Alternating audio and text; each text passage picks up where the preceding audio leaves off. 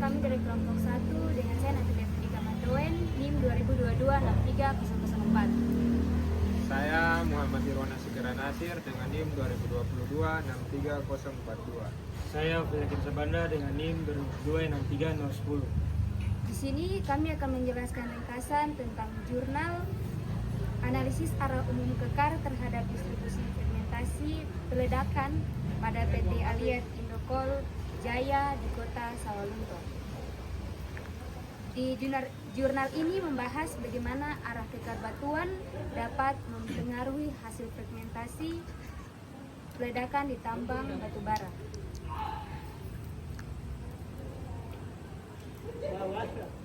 Dalam kegiatan peledakan, ukuran batuan hasil ledakan atau fragmentasi yang sangat penting. Perusahaan menargetkan ukuran dari 100 cm agar proses pengangkutan dan penghancuran lebih efisiensi. Dalam kegiatan peledakan, ukuran batuan hasil ledakan atau fragmentasi sangat penting.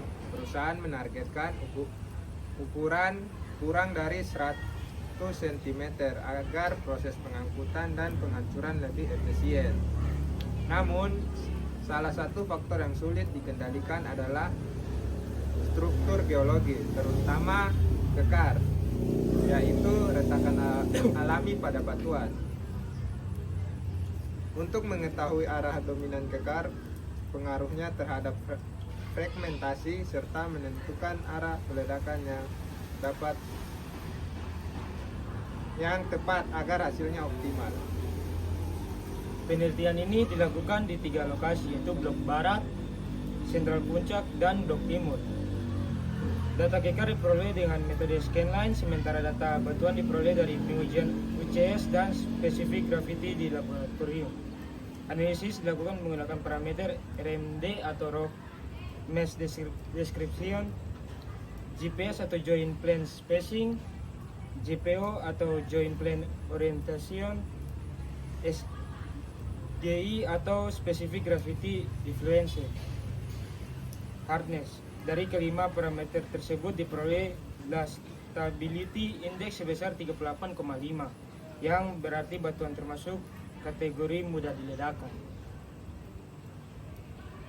Hasil dan analisis menunjukkan bahwa arah umum kekar dari semua lokasi memiliki pola yang sama, yaitu barat laut ke tenggara. Di wilayah barat, north 315 derajat east sampai north 320 derajat east, dan north 135 derajat east sampai north 140 derajat east. Wilayah tengah, north 300 derajat east sampai north 315 east, dan north 120 derajat east sampai north 135 derajat east. Di wilayah timur ada north 335 derajat east sampai north 340 derajat east, dan north 155 derajat east sampai north 160 derajat east.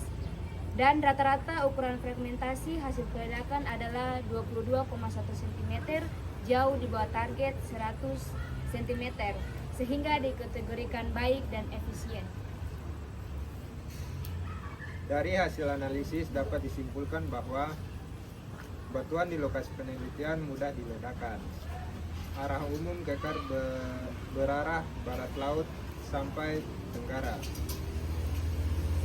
Agar energi peledakan menyebar merata, arah peledakan dilakukan searah dengan kekar.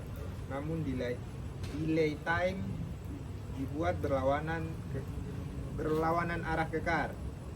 Dengan cara ini, fragmentasi batuan menjadi lebih seragam dan produktivitas tambang meningkat. Demikian penjelasan dari kami tentang jurnal analisis arah umum kekar terhadap distribusi fragmentasi peledakan. Jika ada salah kata mohon dimaafkan. Terima kasih.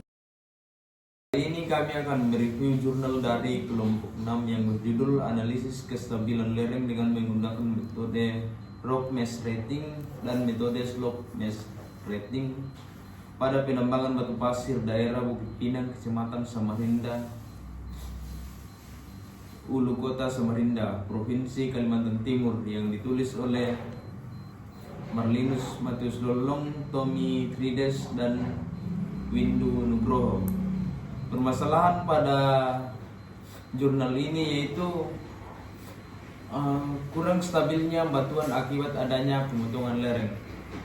Dan untuk kondisi kekarnya pada jurnal ini di mana panjang rata-rata kekar yaitu 2,62 meter, dan untuk kekasarannya yaitu pada jurnal tersebut di mana kekasarannya itu halus, dan untuk kondisi bukaannya di mana rata-rata bukaannya yaitu 2,35 mm, dan untuk kondisi isian kekar didapatkan pada lokasi tersebut yaitu lempung, dan untuk kondisi pelapukan kekarnya kondisi kekarnya yaitu lapuk. Dan untuk jarak kekarnya pada lokasi tersebut terdapat 3 set kekar, di mana satu set kekar dengan rata-rata yaitu 0,18 meter, set kedua dengan rata-rata yaitu 1,55 meter, dan bedding plan rata-rata yaitu 0,5 meter.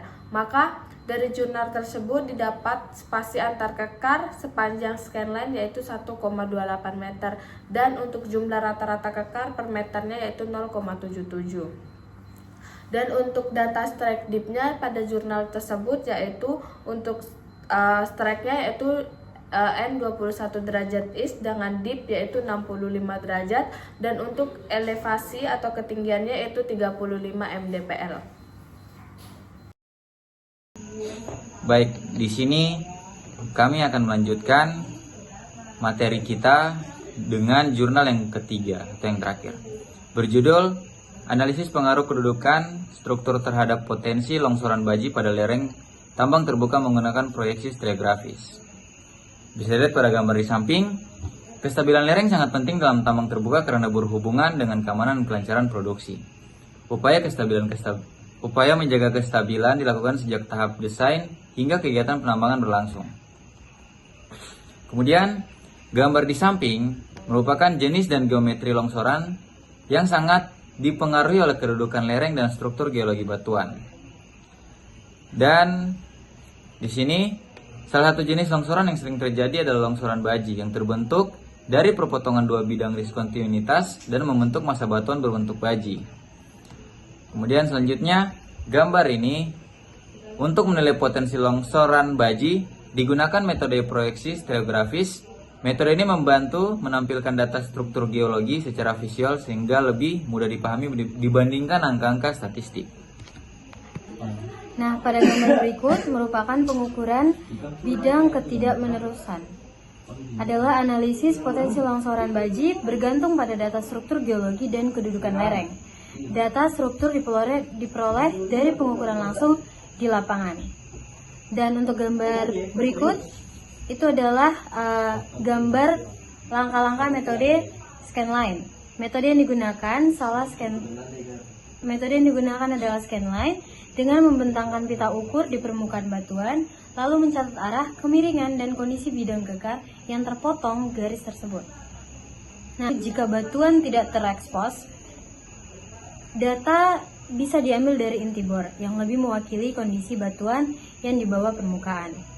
Nah, gambar berikutnya itu adalah penyajian stereografis.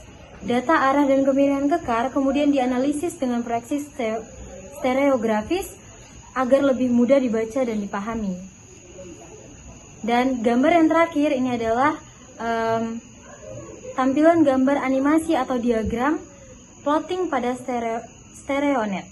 Dalam stereonet, garis yang diwakili oleh titik, sedangkan bidang diwakili oleh lengkung. Perpotongan dua bidang menunjukkan arah potensi terjadinya longsoran baji. Perhatikan gambar berikut. Gambar berikut merupakan persyaratan geometris. Potensi longsoran baji ditentukan dari 3 syarat geometris utama. Mari kita bahas satu persatu. Syarat pertama, dua bidang kekar harus berpotongan membentuk garis. Hasil analisis akan menunjukkan kekar 1 N 240 derajat east 50 derajat, kekar 2 N 300 derajat east 11 derajat. Keduanya membentuk garis N 321 derajat east dengan kemiringan 18 derajat. Syarat ini terpenuhi. Syarat berikutnya, kemiringan garis perpotongan harus lebih landai dari lereng dan arahnya memotong muka lereng. Ikan gambar selanjutnya merupakan kondisi tambang terbuka. Tambang memiliki 4 lereng utama: high well, low well, side well east, dan side well west. Pada high well, arah perpotongan N 320 derajat east memotong arah lereng N 340 derajat east. Kemiringan lereng 21 derajat, lebih curam dari 18 derajat, sehingga potensi longsoran baji ada. Low well dan side well east. Pada gambar terakhir menunjukkan low well dan side well east. Pada low well, arah berlawanan dan kemiringan hanya 11 derajat, jadi tidak ada potensi untuk longsoran. Pada side well east, walau lereng 30 derajat lebih curam, arah perpotongan tidak sesuai, maka tidak berpotensi longsor. Sekian hasil dari presentasi kelompok 1. Kurang dan lebihnya mohon dimaafkan. Terima kasih.